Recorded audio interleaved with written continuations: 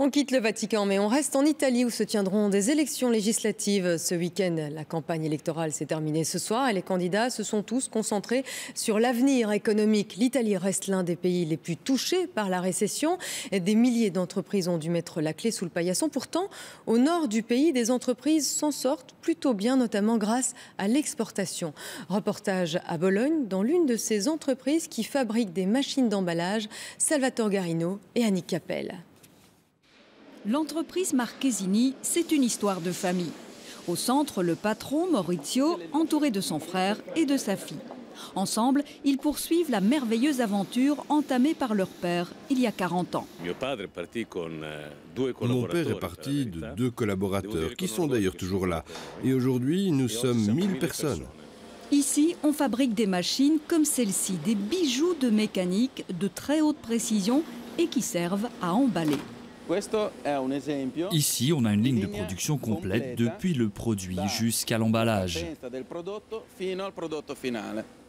On part du flacon comme celui-ci, on arrive à un paquet étiqueté comme celui-là.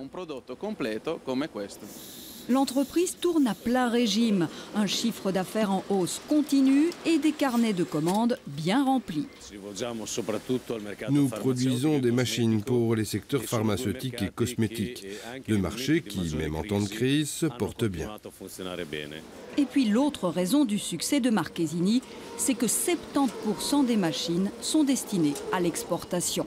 L'entreprise Marchesini est loin d'être un cas isolé. C'est tout un tissu d'entreprises florissantes qui s'est développé dans ce qu'on appelle ici la Packaging Valley. Sur un rayon de quelques dizaines de kilomètres, tous les grands acteurs de l'emballage. Autant de success stories dans cette région d'Émilie-Romagne où le chômage est bien en dessous de la moyenne nationale. Nous nous rendons chez Nuova SR, une PME d'une vingtaine d'employés. Ici, on fabrique des pièces destinées aux machines d'emballage, des pièces entièrement faites sur mesure. Chaque pièce est fabriquée pour un client et pour une machine.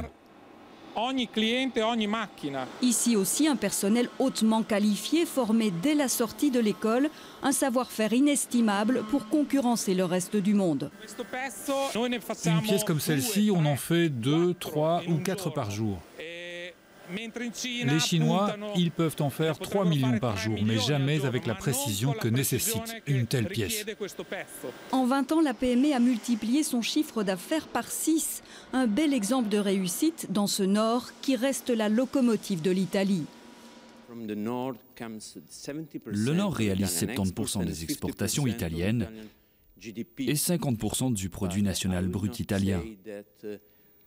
Mais je pense que pour l'avenir économique de notre pays, le Nord ne sera pas suffisant. Et c'est vrai que le succès de l'Émilie-Romagne fait figure d'exception. L'année dernière, près de 400 000 entreprises ont dû fermer leurs portes dans le pays. En Italie, on a vraiment un grave problème de bureaucratie. Et on a d'autres problèmes, par exemple, dans nos relations avec les banques et avec l'État. Du pain sur la planche pour le futur gouvernement italien qui devra tout mettre en œuvre pour sauver son patrimoine industriel.